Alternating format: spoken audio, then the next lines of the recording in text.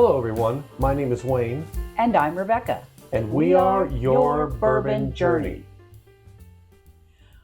Welcome to episode 28 of Bourbon Trail Tales and Taste.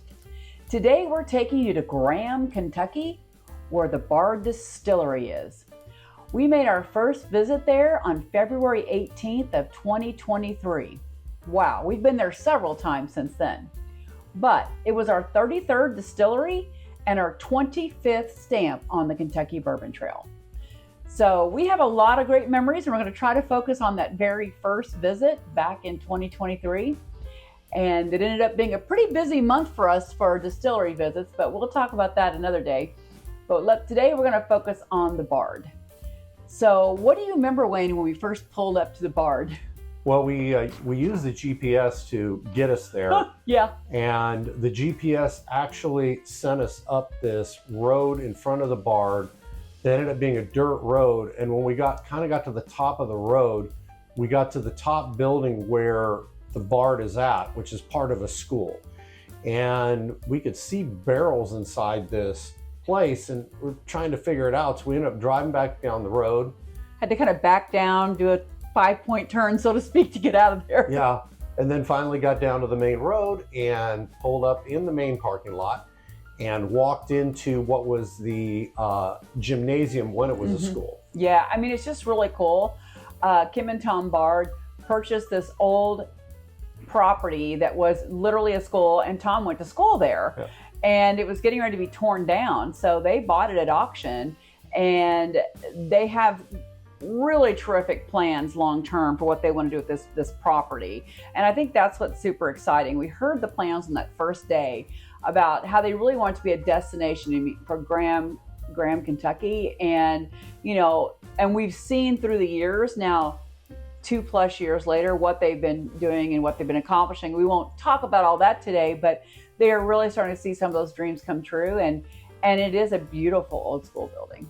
It is. Yeah, it's, of course, I'll show you some pictures because it's just so pretty. The property's lovely. Sometimes they have like amphitheater kind of concerts out front, things of that nature. So it's just really fantastic.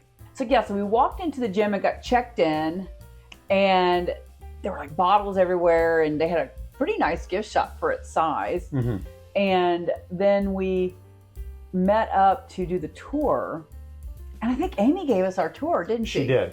And now we've known Amy now for a couple of years, and we feel like, we're long lost friends or something. So it's kind of funny. But it was a really good tour. What's the first thing you remember about doing the tour? I remember about the tour. Well, it was one of the smaller tours we've been on because it was more of what is to come than what it was. Mm-hmm. The main area was the gymnasium, and the gymnasium there, it is an old school style basketball area. It was just incredible. And bleachers and everything still there. They've done a really good job bringing that back to life, and it's beautiful. And so we walked out front, and we were kind of pointed to things. Top of the hill is where we're going to be eventually putting barrels. Mm-hmm. And then the school itself was going to be the area where they were going to put in a still, and they were also going to put in a restaurant and several other things. And that's the main thing I remember about the tour. It was very small. Yeah, I mean, back to the gymnasium part, if you can think back to, I don't know how your high school gymnasium was, but my first gymnasium before we moved into a newer school had a stage in the gymnasium because it was kind of the multi-purpose room. So it was a place where people gathered for graduation and played sports, and, also had a stage for the performances for the band and everything. Well, they have a stage there as well. Yeah. And that's where they have their 2 30-gallon stills up there where that's what they started making their own distillate there. It was really up there on, and it's constantly have to run. If you think about a 30-gallon still and how much you have to run that to make distillate. So of course they have used through the years quite a bit of sourced product where they then store, perhaps finish it in something different. And they talked to us about that. They do different blending techniques, and depending on what it is, depends on which brand it might fall into. But of course, they are making their own distillate as well. So, and they do a lot of other things too. We found out that they like their Muhlenberg, they also do creams. Yes. And they love the creams. We don't do creams. We do not own any of their creams because creams are a little sweet for us, but they are highly popular. They sell out of their creams all the time. And we've had a couple cocktails made with it, which were pretty amazing. But again, we can't do things that are quite that sweet. But they also have a blackberry flavored whiskey that they feel kind of rivals the one from the north, if you know what I'm saying. So, but they do some things like that they're really known for. They also have a great cocktail bar. They do. I mean, I wouldn't call it a bar. It's not like you go and you sit at a bar, things like that. It's a window. Yeah, yes. I mean, it's small, but it's probably where you would have walked up and bought tickets for a game. Yeah, and yeah, probably. And you can go in there. You can get a smoked old fashioned, which we did that day. Yes, we did. Mm-hmm. And I will say this, Kim and Tom, if you happen to watch this, get some stuff to make Bloody Marys with, because that's my thing. And that's just a side note. But anyway. But the smoked old fashioned, they have a little box they put it in, and then it just really smokes it all up, and they hand it to you, and the smoke's coming off of it, and it's really good. So we get a cocktail almost every time we go in there. Yeah. Hey, maybe a smoked Bloody Mary. Oh, that would be interesting. We have a smoker. We should try that here. Yeah, that's true. I hadn't thought about it till just this moment. Well, see what these videos do. They get us creative for other things. So I guess at this point, we're going to review one of the bottles. We have several different variations, but this is one of the ones that we bought the day that we were there. And to tell you how much my wife bought that day, the car when we were driving back was only on 2 wheels because the trunk was so low to the ground. It was just like that. We were in an incline. It was tough to drive home. No, we bought just about a little bit of everything and a couple of some things. And one thing we're not reviewing today is the Oloroso. Yes. And I just wanted to mention that because we have reviewed it on our website before we had the YouTube channel, and we've talked about it a lot. It's fantastic. Of course, it's finished in the Oloroso sherry cask. It's really, really good. But we've talked about it a few times, and we realized we've drank quite a bit out of this bottle, but haven't ever reviewed it. So we bought several things that day, from their Muhlenberg to the basic Cinder and Smoke to the Founder Select one, as well as the Oloroso. We also bought a sign, autographed the sign, which is hanging on our wall right by our Green River sign and our wild, see it over there. And our Wild Turkey sign.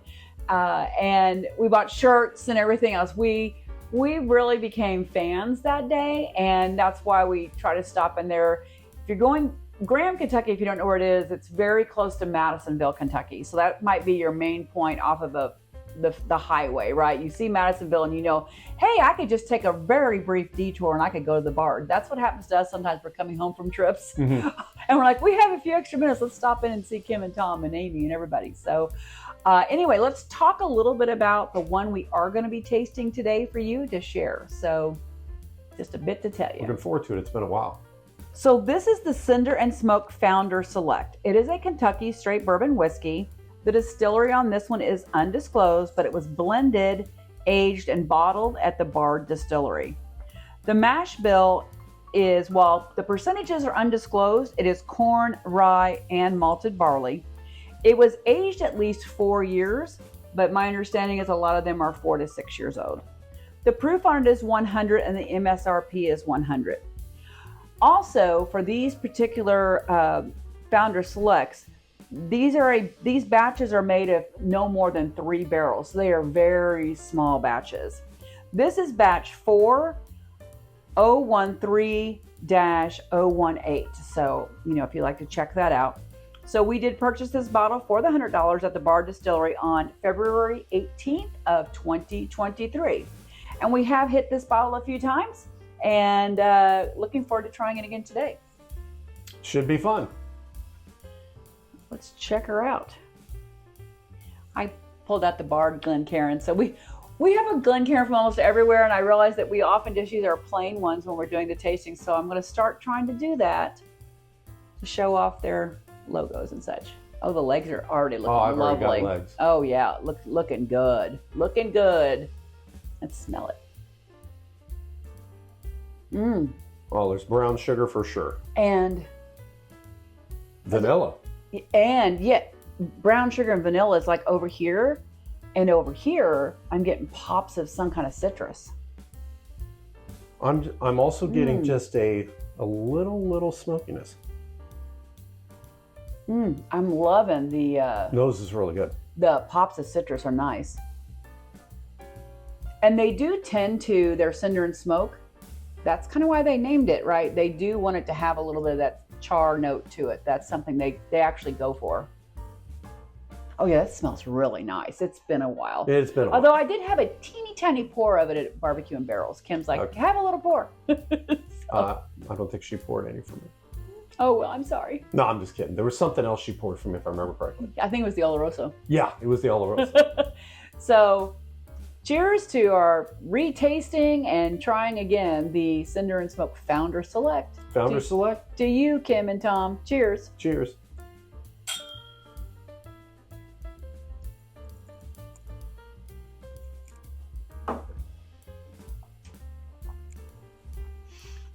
I think it matches the nose very well.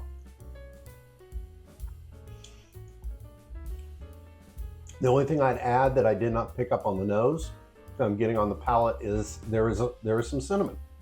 Mm-hmm. And I think the cinnamon is bringing just a tad bit of the heat. It's not really hot, but that's, everything else is coming in. There's vanilla, there's brown sugar. That citrus note, I think it's orange. It's an orange citrus. Okay, yeah, I buy the citrus. It gives it a nice respite because it is a little smoky. Mm-hmm.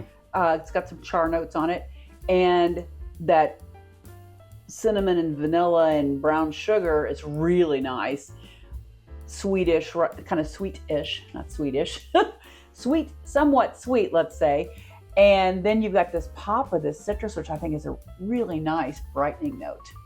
But I'm also getting a little bit on the palate of some black pepper, and I'm getting barrel notes as well. It's kind of after, it's toward the end of, what have I discovered here? It's like the last little thing. P.S.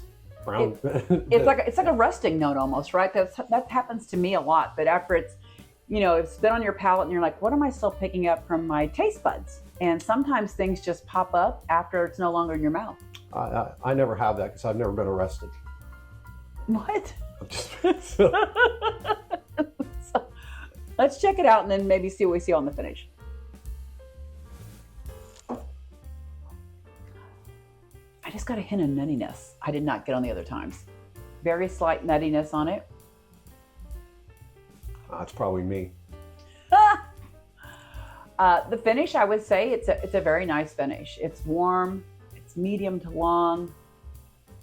It's got some char notes. Mm-hmm. I'm definitely picking the barrel notes up.